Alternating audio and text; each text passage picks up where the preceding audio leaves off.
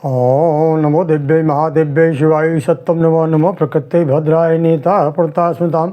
सज्जनों, आप लोग देख रहे हैं हमारे अनंत पत्र चैनल पर श्री मत्स्य महापुराण की कथा। अब 5वें अध्याय की कथा का वर्णन है।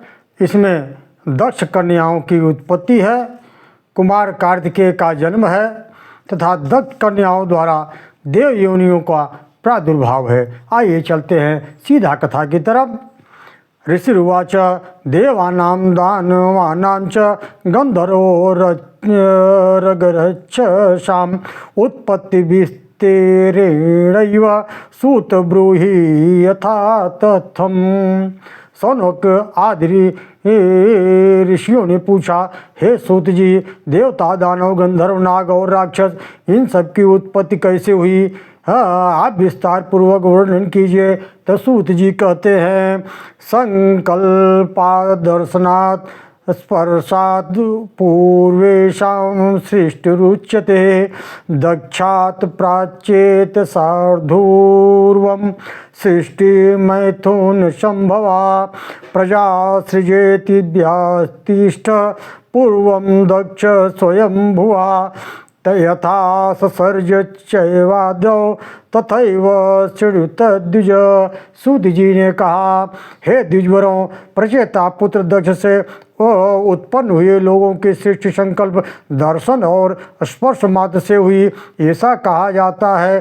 किंतु दक्ष के पश्चात स्त्री पुरुष के संयोग द्वारा सृष्टि प्रचलित हुई है। पूर्व काल में जब ब्रह्मा ने दक्ष को आज्ञा दी कि तुम प्रजाओं की सृष्टि करो, तब दक्ष ने पहले जैसी सृष्टि रचना की उसे मैं उसी प्रकार वर्णन करता हूँ, आप लोग श्रवण करें।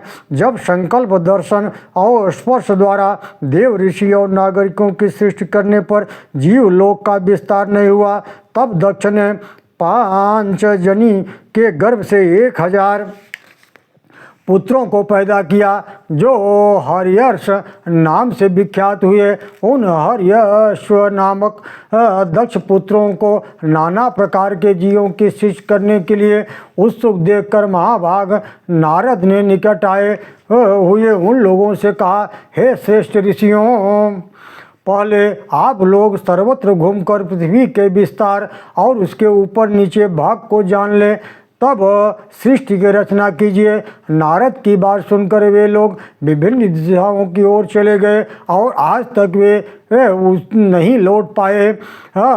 इस प्रकार हर्यश्व नामक पुत्रों के नष्ट हो जाने पर प्रभावशाली प्रजापति दक्ष ने वीरिणी के गर्भ से पुनः 1000 पुत्रों को उत्पन्न किया, जो सफल नाम से प्रसिद्ध हुए।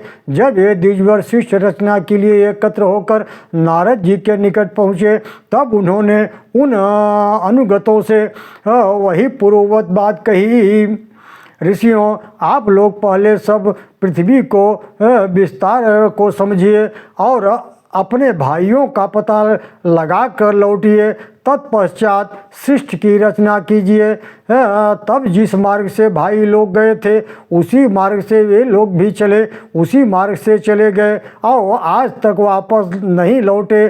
तभी से छोटा भाई बड़े भाई को ढूंढने नहीं जाता है। यदि जाता है तो वह दुख का भागी होता है। इसलिए ऐसा कार्य नहीं करना चाहिए। तदनंतर उन पुत्रों के भी विनिष्ट हो जाने पर प्रचेतानंदन प्रजापति दक्ष ने वीरिणी के गर्भ से 60 कन्याएं उत्पन्न की।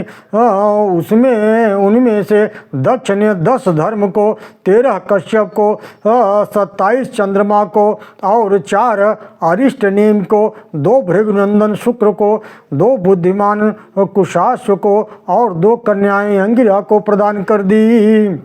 इनमें से मरुत्वती, वसु, यामी, लंबा भानु, अरुंधति, संकल्पा, मुहूर्ता, साध्या और सुंदरी विश्वा, ये 10 धर्म की पत्नियां बतलाई गई हैं। अब इनके पुत्रों के भी नाम सुनिए। विश्वा ने 10 विश्वदेवों को, साध्या ने 12, सांध्यो को मरुत्वती ने 49 और मरुतों को, वसु ने 8 वसुओं को, भानु ने 12 सूर्य को, मुहूर्ता ने मुहूर्त को, लंबा ने घोष को, यामिनी ने नागवीथी को और संकल्पा ने संकल्प को जन्म दिया। अरुंधति के भूतल पर रहने वाले समस्त जीव जंतुओं की उत्पत्ति हुई। अब वसुओं की सृष्टि के विषय में सुनिए। ये जो प्रभावशाली देवता संपूर्ण दिशाओं में व्याप्त हैं, वे सभी वसु के नाम से विख्यात हैं। अब इनके शिष्ट विस्तार का वर्णन सुनिए। आप ध्रुव, सोमधर, अनिल, अनल, प्रत्युष और प्रभास, ये 8 वसु कहे गए हैं। इनमें आप नामक वसु के शांत, दंड, सांब, मणिवक्त्र नामक 4 पुत्र हुए, जो सब के सब यज्ञ रक्षा के अधिकारी हैं। शेष वसुओं में ध्रुव का पुत्र काल हुआ। सोम से वर्षा की उत्पत्ति हुई। धर के कल्याणी के गर्भ से द्रविड़ और हव्यवा नामक 2 पुत्र बतलाए जाते हैं, तथा हरिणी कन्या मनोहरा ने उन्हीं धर के संयोग से प्राण, रमण और शिशिर नामक 3 पुत्र प्राप्त किए। शिवा ने अनल से मनोजव तथा अभिज्ञात गति नामक 2 पुत्रों को प्राप्त किया, जो प्रायः अग्नि के सदृश ही गुणवान थे। अग्निपुत्र कुमार कार्तिकेय सरकंडे के झुरमुट में पैदा हुए थे।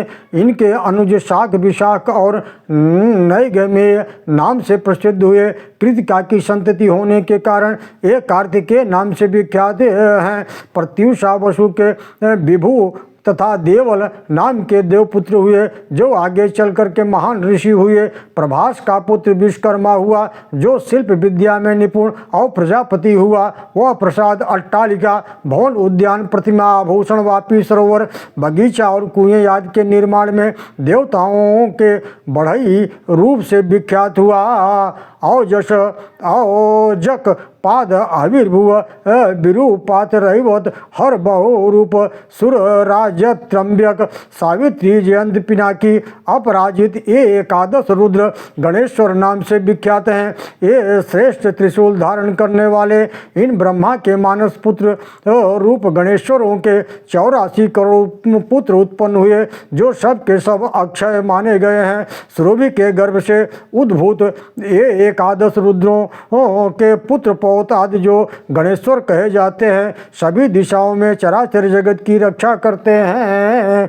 सज्जनों, इस प्रकार से श्री मत्स्य महापुराण के आदि सर्ग में वसुओं और रुद्रों के वंश का वर्णन नामक यह 5वां अध्याय यहीं समाप्त होता है। ओम नमो देव्य महादेव्य शिवाय सत्यम नमः।